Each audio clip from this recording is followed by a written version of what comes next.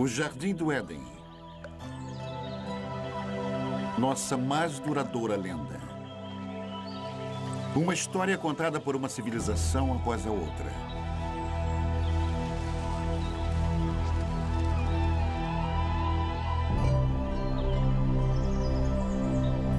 Uma história de sedução. A ira de Deus.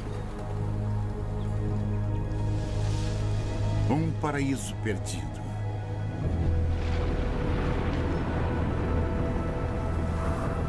Mas será somente uma fábula? Existem provas de que as grandes histórias da Bíblia tenham sido verdade? De fato, existiu um lugar como o Éden?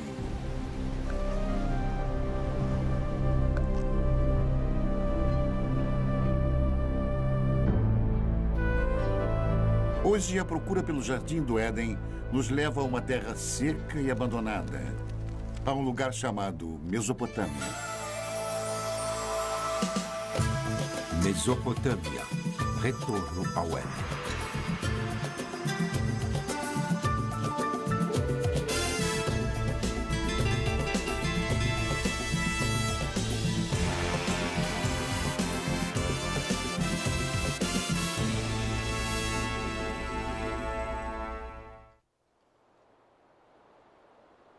Esta é a terra onde as primeiras sementes de civilização humana foram plantadas.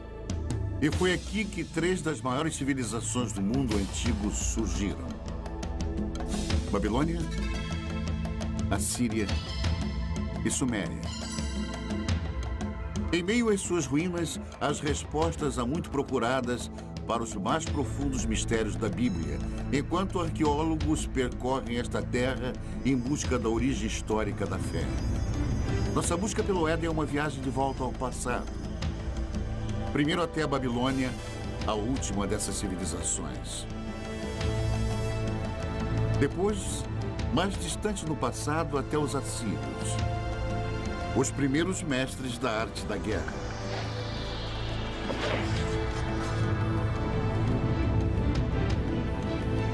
E, finalmente, um momento no passado tão longínquo que somente o Éden poderia ter precedido. Até a Suméria e a criação da civilização em si. O grande arco da crescente fértil. Ao longo de mais de 6.000 anos, esta rica terra, situada entre os rios Tigres e Eufrates, deu início às primeiras grandes civilizações. Os gregos a chamam de Mesopotâmia. Nós chamamos de Iraque. Subpondo as camadas da história daqui, podemos trilhar as origens de nossas histórias mais antigas e nos transportar às raízes mais profundas da fé. Nossa jornada começa na margem oeste da Mesopotâmia, em Israel. Uma descoberta casual em 1947 voltaria a atenção do mundo para a arqueologia e para a Bíblia. 2 pastores beduínos estão conduzindo seu rebanho de cabras pelos rochedos de Qumran, a alguns quilômetros a leste de Jerusalém. No calho do deserto, eles notaram uma pequena caverna oculta num declive rochoso curioso. Um começa a subir. Não é raro encontrar artefatos antigos e valiosos nestes penhascos.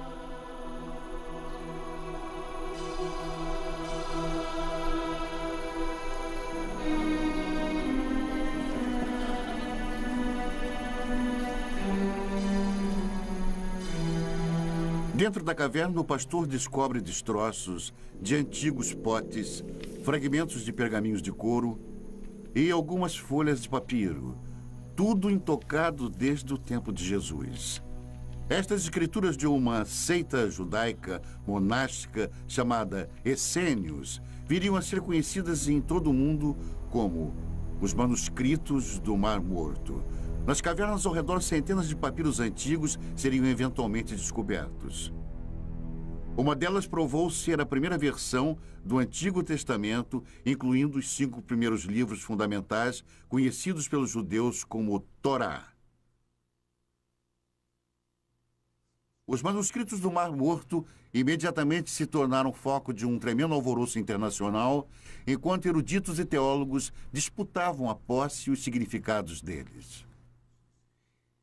E a sensação foi importante. Isto foi descrito como um dos achados arqueológicos mais importantes. E são muito valiosos para os judeus, porque eram judaicos. Eles vêm de um período fundamental na história judaica. E muito valiosos para os cristãos, porque são contemporâneos de João Batista, Jesus e por aí vai. Portanto, são muito informativos. Mas, além disso, temos uma grande ligação emocional a esta obra. A Bíblia sempre foi um livro lido sob 2 pontos de vista: o sagrado e o histórico. Mas o tradicional Torá é sempre escrito à mão. As palavras são lidas enquanto o escriba escreve. Portanto, se tornam uma oração. E cada Torá é considerado sagrado a partir do momento que é escrito. Mas a precisão histórica da Bíblia nunca foi de fato comprovada. É um trabalho que continua até hoje.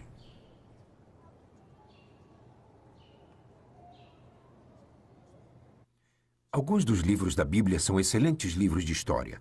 Aliás, os primeiros livros históricos que existem, e muito preciosos, pois temos comparado com outras fontes, e eles mostraram ser muito preciosos. Por isso são tão importantes.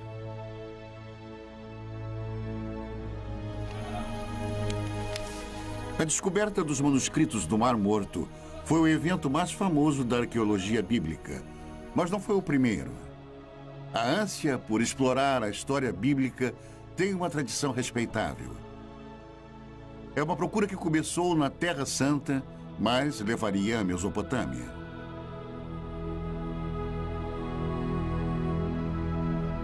Ao longo da história, viajantes místicos e fiéis têm sido trazidos aos locais onde as grandes histórias da Bíblia ocorreram.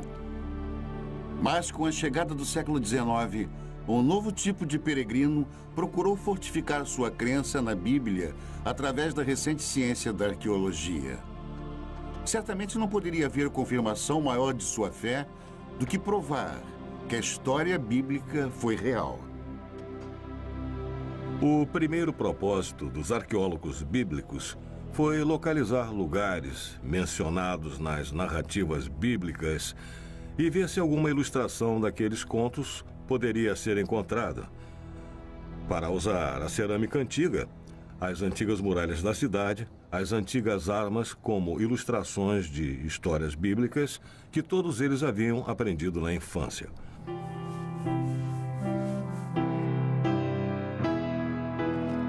O prestígio de cada nação europeia na Terra Santa era medido pelos tipos de descobertas bíblicas que eram encontradas.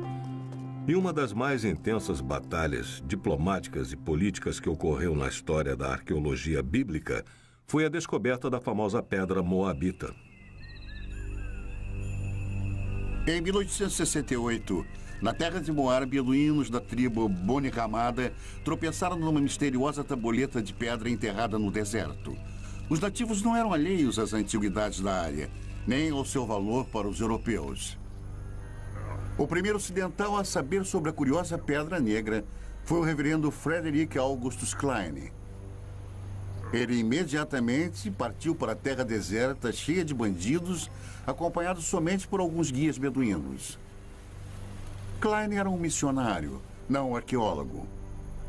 Logo que olhou para o peculiar entalhe de basalto, ele sentiu uma súbita animação, suspeitando que a tabuleta negra pudesse confirmar suas crenças mais profundas. Ele examinou a pedra e fez um molde simples da inscrição. Era numa língua que Klein desconhecia. De volta a Jerusalém, ele procurou ajuda para decifrar a pedra. Quando a notícia do achado começou a se espalhar, as ruas e bazares fervilhavam com os rumores de uma nova descoberta. A inscrição na pedra provou ser o relato do rei Moabe sobre uma batalha também descrita na Bíblia. Pela primeira vez, ali estava uma confirmação escrita, gravada na pedra, de uma história da Bíblia. Duas fontes de um mesmo evento. Para os fiéis, aquela era a prova que estavam procurando. Uma evidência concreta da precisão histórica da Bíblia. Muitos quiseram comparar a pedra, mas os beduínos tinham motivos para desconfiar. No passado haviam sido trapaceados, até mesmo roubados, por caçadores europeus de tesouro. Supondo que algo tão estimado pelos europeus devesse conter ouro, eles jogaram a pedra no fogo na esperança de quebrá-la. Quando o fogo esquentava a pedra, eles derramavam água sobre ela e repetiram isso várias vezes, até que finalmente ela explodiu. Eles não encontraram ouro algum, e a pedra estava destruída.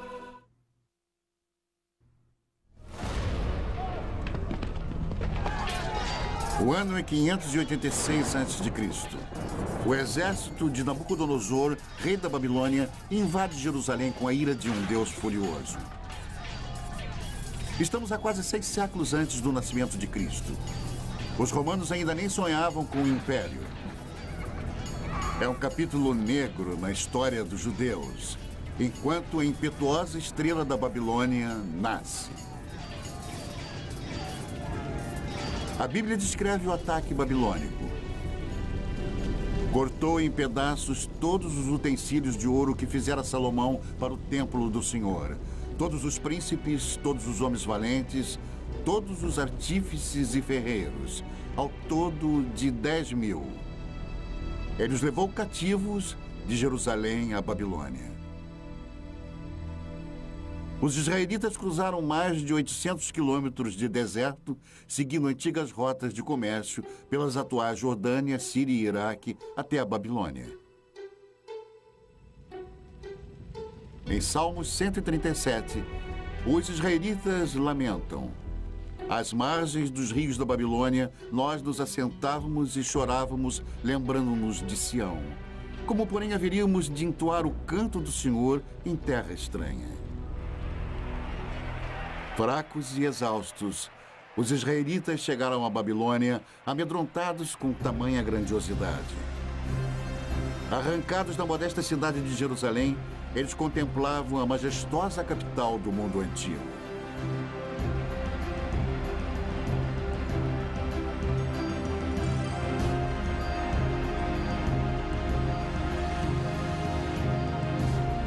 Mas, de alguma forma, os israelitas conseguiram mais do que entoar o canto do Senhor nesta terra antiga.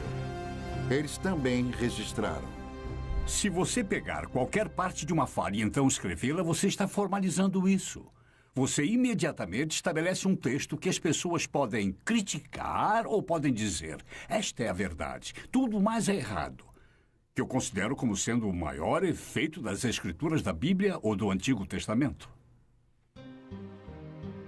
Hoje, as muralhas reconstruídas ao redor da Babilônia estampam o nome de Saddam Hussein. Mas um dia os tijolos exaltavam outro nome: Rei Nabucodonosor. Esta foi uma terra de muitos deuses e ídolos pagãos. Um local improvável para o surgimento de um dos textos mais sagrados do mundo. Na verdade, a grande diversidade babilônica criou o clima perfeito. E eles invadiram este solo cosmopolita. Até os mais educados e os mais cultos estavam sendo bombardeados com contato direto com outras pessoas, e digo pessoas diferentes. Os israelitas se viram numa violenta mistura de raças e línguas em conflito com deuses e demônios. Que cidade é esta? O Apocalipse perguntaria. Vestida de púrpura e de escarlate, adornada de ouro, de pedras preciosas e de pérolas. A morada dos demônios, covil de toda espécie de espírito imundo. Babilônia, a grande mãe das meretrizes e das abominações da terra. Mas em meio a todas as abominações, talvez até mesmo por causa delas, foi onde a Bíblia se tornou um livro pela primeira vez. Ameaçados por uma nova cultura esmagadora, escribas hebreus se empenharam em preservar e solidificar a identidade judaica. Durante 3 gerações de escravidão, os escribas uniram à tradição oral de Israel novas escrituras e textos sagrados em um único manuscrito. Nascia a Bíblia. Felizmente para eles, os babilônios eram bem liberais. Eles os permitiram manter sua própria cultura, sua própria religião, estudar seus próprios livros. Foi isso que preservou a Bíblia até os dias de hoje. Mas como os livros da Bíblia surgiram nos longos anos de exílio, a cultura babilônica teria influenciado profundamente o trabalho dos escribas israelitas. Eles eram pessoas muito cultas, eu suponho. Muitas das que foram exiladas. E escribas conversavam com escribas. Tenho certeza que foi assim que muita informação foi transmitida.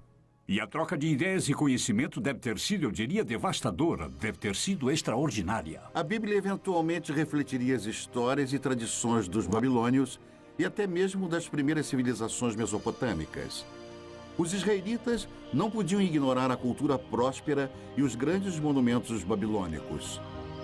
Seus templos estavam entre as maiores construções do mundo antigo. Construções públicas enormes. Uma via processional, o Palácio de Nabucodonosor, com seus legendários jardins suspensos, palmeiras, o rio. Se você tivesse cruzado o portão de Ishtar, teria sentido o odor da brisa. E era intencional. Você estava na presença de algo poderoso. Mas por todos os lados estava a cidade, as pessoas, os plebeus. Os desfiladeiros, travessas tortuosas, o tumulto de pequenas lojas. Multidões de pessoas caminhando, pequenos bairros, amontoados, cheios de vida.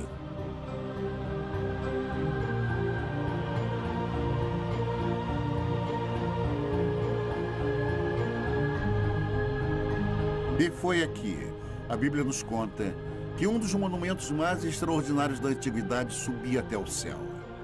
A Torre de Babel.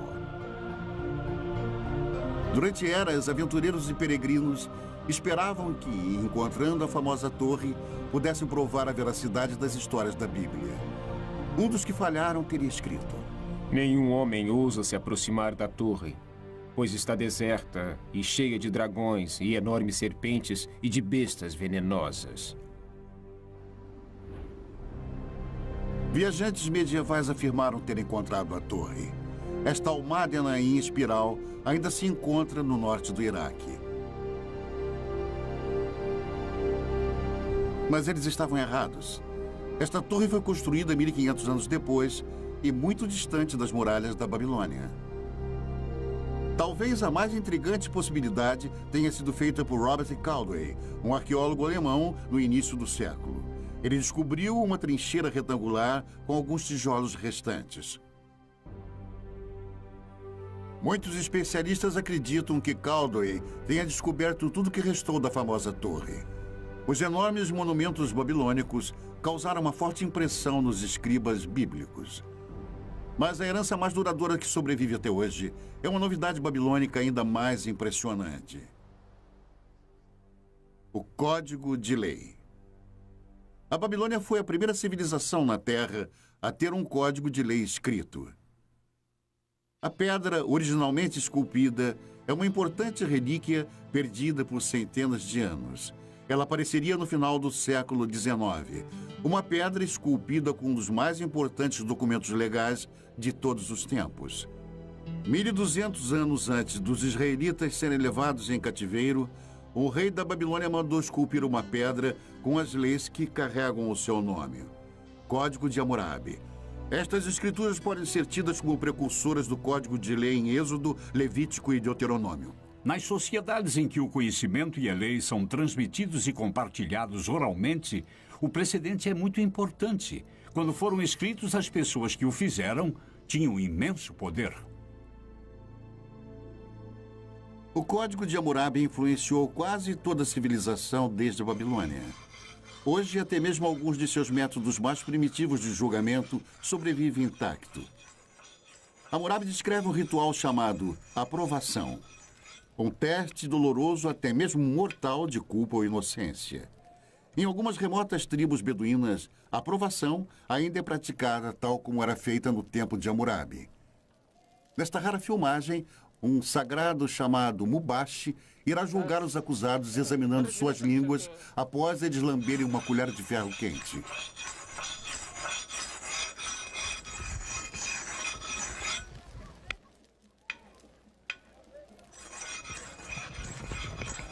Estes homens foram acusados de roubo. Eles devem se submeter à aprovação ou serem considerados culpados por omissão. Os membros da família assistem ansiosos enquanto os jovens rapazes se preparam para o ritual doloroso.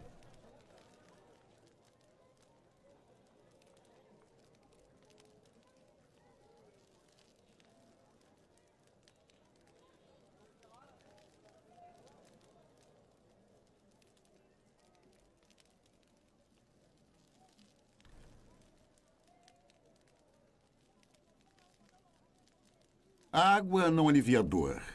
É para limpar e purificar o bebedor e prepará-lo para o julgamento. O homem sagrado reza e depois examina as línguas queimadas, buscando um sinal de Deus. Apenas o Mubashi pode definir culpado ou inocente e somente ele irá determinar o destino destes homens. Finalmente, um veredicto. Um homem é considerado inocente para grande alívio de sua família. O outro não teve tanta sorte. Declarado culpado, ele irá pagar pelo seu crime. A aprovação é um intrigante reflexo atual de Hammurabi, mas suas leis chegam ainda mais diretamente ao presente através da Bíblia. Hammurabi estabeleceu leis. Ele não inovou nada. Ele apenas estabeleceu por escrito as leis às quais eram realizadas pelos antecedentes há centenas, se não milhares de anos. Olho por olho, dente por dente, e princípios como este, muitos dos quais ainda se encontram.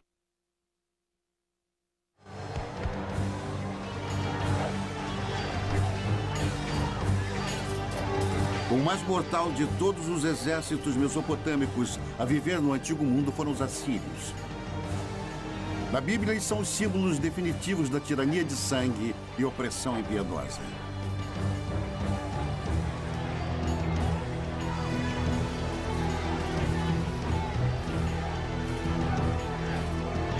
Cem anos antes de Nabucodonosor levar os israelitas em cativeiro para a Babilônia, a Bíblia nos conta que o rei assírio Senaqueribe atacou as terras dos israelitas.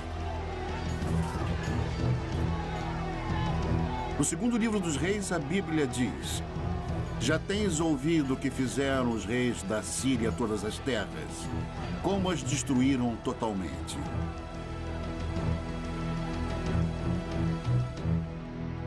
Os assírios eram dominados por reis déspotas. Eles acreditavam no poder absoluto. E poder absoluto significa controle. E o poder absoluto quase que invariavelmente se mantém no poder graças à eficiência e força militar. E os assírios mantinham uma enorme máquina de guerra forte e eficiente. E nas paredes dos palácios dos reis assírios estavam as narrativas de algumas de suas expedições, escritas de forma vaidosa, gloriosa, grandiosa e eloquente. Os assírios, eles poderiam tomar uma cidade e empilhar as cabeças dos cidadãos dominantes do lado de fora dos portões, ou pegavam o rei da cidade, o esfolavam vivo e pregavam sua pele no muro, mas todos faziam isso. O poder assírio, simbolizado pela caça ao leão real, estava nas mãos de impiedosos reis guerreiros. Até mesmo a Bíblia demonstra uma relutante admiração. Eis que a Assíria e todos os grandes povos se assentavam à sua sombra.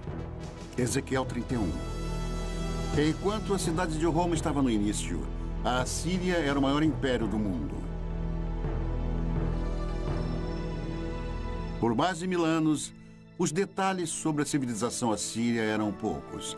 Até a grande capital, cidade de Nínive, era desconhecida pelo mundo moderno. Então, em 1852, estas ruínas abandonadas foram exploradas pelo arqueólogo britânico Austin Henry Lerdy. O que Lerdy encontrou aqui no norte do Iraque foi nada menos do que a morada real de Nínive, um tesouro intacto da civilização assíria.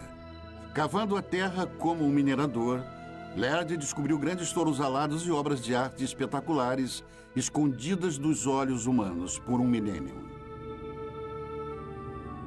O mundo estava admirado e vibrante com a nova descoberta. Nínive era outra cidade bíblica encontrada, mais uma confirmação da precisão histórica da Bíblia. Porém, a mais fenomenal das descobertas de Lerdy foi a grande biblioteca de Nínive, uma extraordinária coleção de 22.000 tabuletas de barro gravadas com a escrita cuneiforme dos assírios. A única comunicação direta que temos com as pessoas do mundo antigo, de fato, é o que eles deixaram em seus escritos. Podemos saber através disso o que eles comiam, como era a sua medicina, como era a vida em família, como era a sua política e como viam a religião. Os detalhes da vida diária dos assírios revelam uma sociedade patriarcal, um mundo onde plebeus e principalmente as mulheres tinham poucos direitos. Toda mulher assíria, quando ainda jovem, antes do casamento, ia ao templo de Estar, sentar nos degraus e ficava lá até que algum homem se aproximasse e deixasse cair uma pedra na barra do seu vestido. Então ela entrava com ele e tinha relações. Era assim. Mas neste mundo tirânico havia uma certa justiça. No casamento, até as mulheres tinham certos direitos. Uma mulher podia especificar em seu contrato de casamento que seu marido não poderia ter outras esposas. Ela podia especificar que ele poderia ter quantas prostitutas quisesse, mas não outras esposas. Mas se as mulheres comuns tinham direitos limitados, descobertas recentes revelam que as rainhas assírias dispunham de grande privilégio. Em 1989, o antigo palácio de Nimrod, ao norte do Iraque, foi o palco de um surpreendente achado. Os especialistas a consideraram a mais significante descoberta desde a tumba do rei Tutankhamon, o tesouro de Nimrod. Enquanto nós limpávamos uma das salas, descobrimos que havia algumas indicações de um túmulo no subsolo. Nós tiramos tudo e tentamos nos dividir. E descobrimos que ali havia corpos de pelo menos 2 rainhas. Densos braceletes de ouro ainda enfeitavam os seus ossos. Um tesouro real, enterrados há mais de 2.000 anos. Esta filmagem memorável, feita por arqueólogos iraquianos, é um registro exclusivo de suas extraordinárias descobertas. Pela primeira vez, a tumba de uma rainha assíria foi encontrada intacta. A sepultura real ainda exibia uma maldição para proteger suas ocupantes. Para aquele que abrir o lacre e me retirar de minha tumba, que seu espírito vague sedento sob os amargos raios do sol, e que os poderosos deuses do inferno permitam que seu corpo e sua alma jamais encontrem um descanso eterno. Ignorando a maldição, os arqueólogos escavaram mais de 56 quilos de joias lindamente esculpidas, globos de cristal e requintados entalhes. Os antigos assírios eram mestres ourives e artesãos. Mas o valor desse tesouro é bem mais alto do que vale em ouro. Quando mortas, as rainhas assírias esbanjavam riquezas. Mas em vida foram seus reis que fizeram história. Reis com sede de impérios. No ano de 701 a.C., o rei Senaqueribe e seu exército se puseram a caminho do deserto em direção ao mar Mediterrâneo.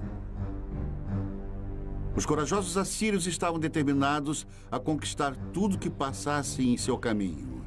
As cidades de Judá, inclusive Jerusalém, e seu rebelde rei Ezequias. Fortalezas e mais fortalezas tombavam diante dos assírios, mas foi a cidade de Laquis cuja brutal destruição está nos registros históricos e na Bíblia. O cerco a Laquis é um ótimo exemplo de como o exército assírio invadiu a cidade, a cercou, a sitiou e a conquistou, e levou seus habitantes como escravos, os que não foram executados, homens, mulheres e crianças. A técnica era muito simples, era uma conquista bruta, rápida e sistematicamente eficiente.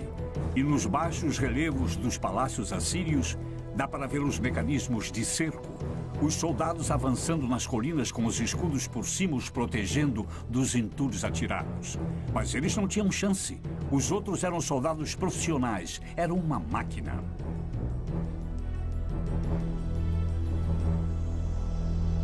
Da cidade capital de Jerusalém, o rei Ezequias sabia que um ataque assírio era inevitável. Ele tratou de fortificar a cidade e ordenou a escavação de um aqueduto subterrâneo, um empenho desesperado para proteger o fornecimento de água na cidade. Diante de um cerco, o plano de Ezequias funcionou. A Bíblia conta que Deus salvou Jerusalém e o rei da Assíria voltou humilhado para sua terra. A versão de Senaqueribe do conflito foi encontrada num prisma de argila enterrado em Nínive. Ele se equipara com a história da Bíblia nos mínimos detalhes, mas seu ponto de vista é bruscamente diferente. Mas quanto a Ezequias, o judeu que não se curvou em submissão ao meu domínio, 46 de suas cidades fortemente muradas, eu ataquei e conquistei. O esplendor de minha autoridade o derrotou. As histórias são contadas de ângulos diferentes, mas estão de acordo. Se você tiver que contar sobre o que aconteceu hoje, e se tiver que contar, contaremos histórias diferentes. Temos a história de Senaqueribe invadindo este país. Cada uma conta basicamente sobre o mesmo evento histórico, completamente sem contradições. Sem contradições, exceto uma. O resultado na versão de Senaqueribe, Ezequias está confinado em Jerusalém como um pássaro na gaiola. Mas, segundo a Bíblia, os exércitos assírios estão contidos nas muralhas de Jerusalém. Este talvez seja o primeiro exemplo de manipulação de informações. O Deus dos israelitas dá a última palavra. Eu vou destruir os assírios em minha terra, a Bíblia diz. E assim disse o Senhor que os assírios serão derrotados. Muito antes, o Onipotente tinha desperdiçado uma civilização inteira. Não há uma única menção do nome deles na Bíblia, mas eles foram chamados Sumérios e contaram a história de uma grande inundação.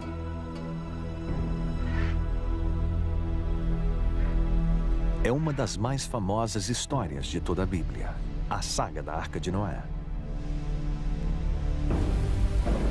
Um Deus raivoso, um barco de madeira, um dilúvio. É a história de Noé e sua família fugindo para a arca com cada espécie de animal e sobrevivendo ao castigo da inundação, enquanto o resto da humanidade é destruída. É uma história primitiva, mexendo com nossas esperanças e medos mais profundos. Uma história encontrada na Bíblia, mas também em outro texto antigo, um texto descoberto nas ruínas dos Sumérios. No começo deste século, um grupo de blocos mesopotâmicos foram traduzidos. Eles revelaram a primeira lenda conhecida de uma enchente cataclísmica. O primeiro épico escrito do mundo é a história do mítico rei Gilgamesh. A história dele sobre uma grande enchente precede a da Bíblia por pelo menos 2000 anos. Por 7 dias e 7 noites, uma enchente tinha invadido a terra e o barco gigante foi lançado pelas tempestades. O barco navega até uma montanha. Ele solta os pássaros, que é a história que tem uma semelhança com a enchente bíblica. É uma história maravilhosa. Mais de 5.000 anos atrás, a história do grande dilúvio foi contada primeiro aqui, nas cidades antigas da Suméria, Uruk, Eridu e Ur. Na Suméria, encontramos o início de quase tudo que nos fez civilizados. Eles inventaram a roda, o governo e a jardinagem. Suméria, a primeira civilização na Terra. Em uma terra sem pedra, eles projetam tijolos de barro, como aqueles ainda feitos e usados hoje. E daqueles simples blocos de construção, eles levantaram os primeiros grandes monumentos, chamados zigurats, construindo templos que invadem dezenas de metros pelo ar. Os sumérios inventaram 1 minuto de 60 segundos e até mesmo o adolescente problemático. Onde você foi? Não fui em lugar nenhum. Se você não foi a lugar nenhum, por que fica perdendo tempo? Vá para a escola. Fique na frente do seu professor. Narre a sua lição de casa, escreva o seu trabalho. Você me entendeu? Sabemos sobre os sumérios, o que fizeram em suas vidas diárias, graças à mais impressionante invenção deles, a escrita. Nós conhecemos a mais antiga lenda deles e seus segredos mais íntimos, porque alguém escreveu. Foi algo que ninguém havia feito antes. É uma janela, mas uma janela que é composta de várias partes, algumas das quais podemos ver e algumas não. Nós necessitamos de muito mais do que temos. Então, o que temos é espetacular. Em alguns casos, nós também temos que ter em mente que há parte das vidas das pessoas que nunca vemos e que nunca veremos porque há pessoas cuja escrita não foi levada em conta.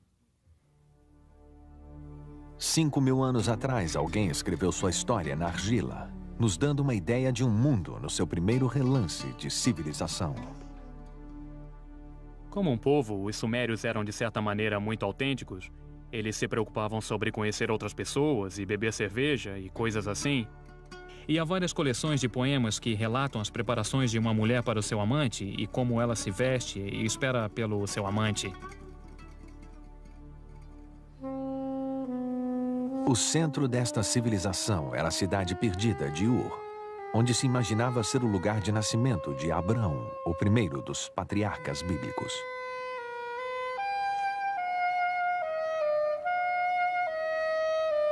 É o sumário de uma cidade bíblica em termos arqueológicos, porque era um lugar de uma das mais famosas escavações arqueológicas que já ocorreu entre os anos 1920 e 1930, por um notável arqueólogo britânico chamado Leonard Woolley. Um arqueólogo britânico descreveu a arqueologia como sendo a ciência dos detritos ou restos, o que é verdade. Mas me dê um arqueólogo que possa fazer pedras e ossos e tijolos e potes criarem vida. Leonard Woolley era assim. Ele pegaria pessoas num passeio por um pequeno quarteirão de Ur, onde as fundações da casa estivessem expostas, e conforme fossem andando, ele falaria da vida das pessoas que viveram nestas casas. Falaria sobre os fornos, as janelas, os tetos rebaixados, os móveis. E Ur, nas mãos de Woolley, ganhava vida. Woolley cavou este enorme buraco. Ele ia através da cidade e se tornava cada vez menor. E então havia esta inútil camada de lodo. E Woolley recontava como a mulher dele veio e olhou para aquilo. E ela era uma senhora simples. Olhou para aquilo e disse: "Oh, aquilo é a enchente." E luzes se acenderam. E Woolley disse que isto era uma evidência do dilúvio bíblico. E o que ele fez? Trouxe dinheiro.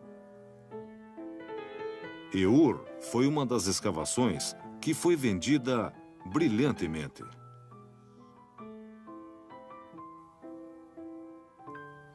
Especulações sobre o dilúvio bíblico causaram uma sensação. Mesmo sem uma prova concreta, foi como se a ciência e a Bíblia tivessem se unido no desolado deserto do sul do Iraque. Woolley iria finalmente desenterrar um tesouro indiscutível. Uma descoberta que trouxe visões extraordinárias para esta primeira das civilizações, as tumbas reais de Ur. Cavando na lama grossa, Woolley descobriu 74 esqueletos arrumados cuidadosamente, todos enterrados ao mesmo tempo. O sepultamento contou a chocante história de uma jornada final de um rei para o além e daqueles que o acompanharam. E a partir disto, ele desenvolveu uma notável história de um funeral real. E a história dele foi algo assim. Primeiro eles cavaram este grande buraco com uma lâmpada de um lado. No buraco, levantaram um sepulcro com pedra na qual o corpo do personagem real foi colocado.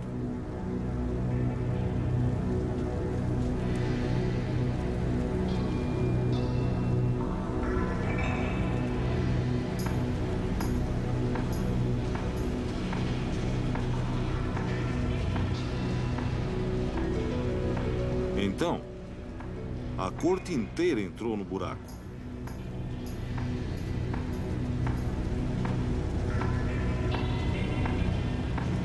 Todos se alinharam e ficaram lá com pequenos potes de argila em suas mãos. E então, no sinal, todos beberam veneno.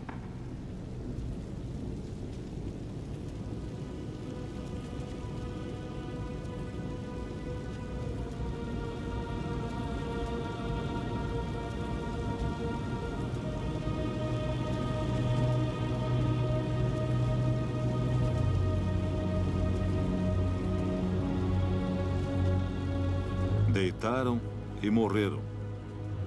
Então, o príncipe foi para o seu túmulo acompanhado por todos os seus seguidores.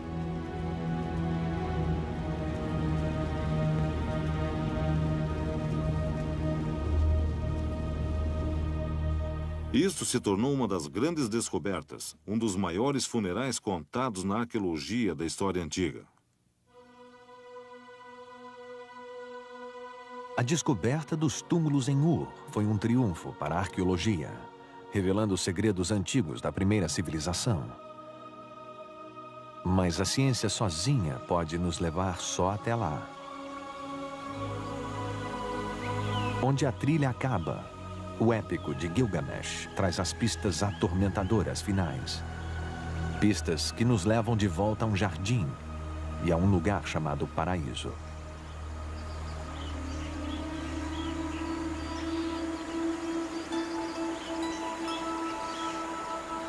Ah, o Jardim de Éden. No começo, Deus criou o mundo. É uma história familiar. Você tem esse tipo de mito da criação em quase toda a sociedade na Terra. E um desejo constrangedor do povo de um mundo melhor. Jardins de Éden. Paraísos são os desejos de um povo de uma vida menos complicada ou mais fácil, ou uma recompensa por ter trabalhado tão duro.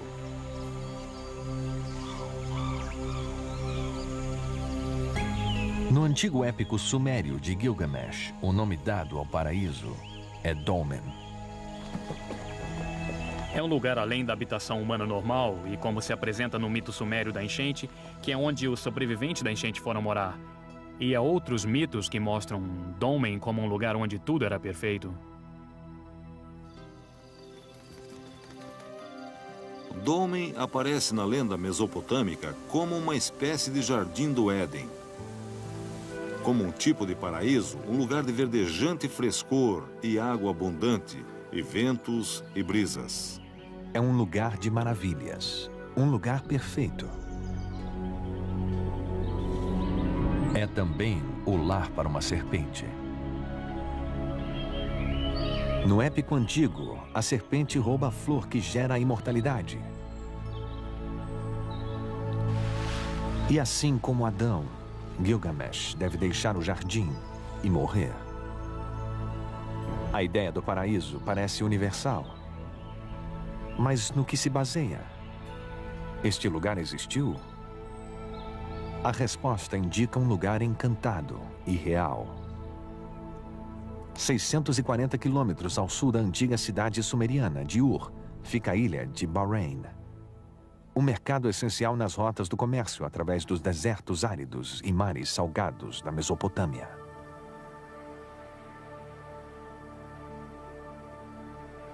Hoje, Bahrein não é mais um paraíso, mas foi uma vez viçoso. Uma vez esta ilha teve água abundante e também abundante vida. Uma vez, há muito tempo, isto era Dolmen. Mas era o paraíso? Comparando com o deserto nos arredores, certamente parecia ser. Havia tanta água aqui que o que é agora é uma ilha deserta. Floresceu. Era um jardim produzindo frutas suculentas. E havia pessoas aqui que aparentemente levavam uma vida abençoada. Mais de 85 mil túmulos encontram-se nesta paisagem, provavelmente mais do que em qualquer outro lugar do mundo antigo. Os ossos antigos nos contam que esses povos eram mais altos e mais saudáveis, e eles viviam mais que as outras pessoas da região. E nos túmulos está a mais surpreendente chave: os restos de cobras, ritualmente embalsamadas em algum lugar no passado há mais de 4.000 anos. Aqui em Bahrein, nós encontramos a serpente do mesmo jeito que a encontramos no épico de Gilgamesh, e do mesmo jeito que a encontramos na Bíblia. Nossa jornada de volta ao tempo cruzou as terras onde os babilonianos, os assírios e os sumérios antigos uma vez estiveram. É possível se arriscar ainda mais para a terra que oculta as pegadas de Adão?